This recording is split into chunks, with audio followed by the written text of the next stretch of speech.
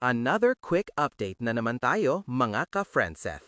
Kung akala nyo tapos na ang mga pasilip at ganap this week, well, mukhang may panibago na naman tayong dapat pag-usapan. Tahimik man ang timeline minsan, pero alam natin, kapag Friendseth ang usapan, laging may something na biglang lalabas at magpapakilig sa fandom. So, ano na naman kaya ang latest? May bagong sighting ba?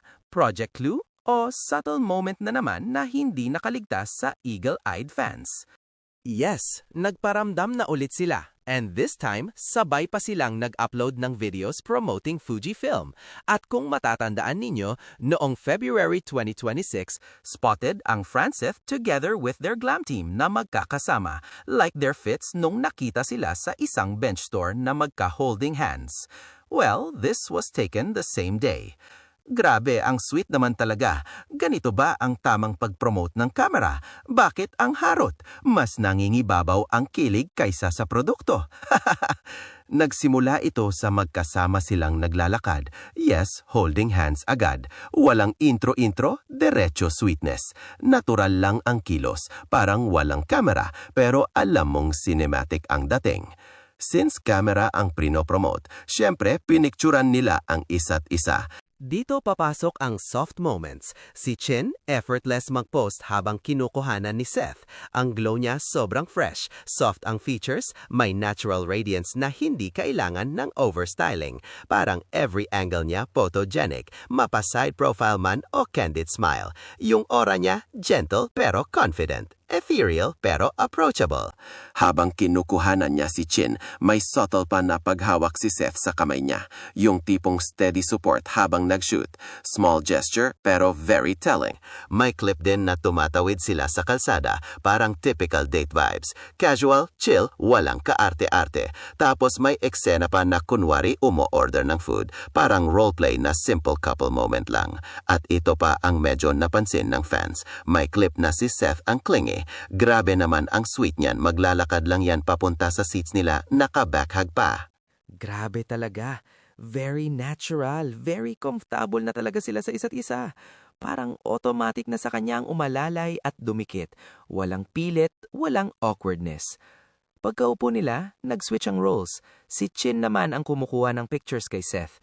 At grabe, aminin na natin, ang guwapo ng date niya. Clean look, charming smile, at may boy next door vibe na talagang swak sa candid shots. Habang nakaupo, pinipicturan ulit nila ang isa't isa. Parang ang theme ng buong video ay capturing moments together. And syempre, hindi mawawala ang pinakakilig moment. May clip na sinubuan ni Chin si Seth ng food. Simple lang sana, pero dahil sa kanila, nagiging scene talaga. Yung tipong pang rom-com montage.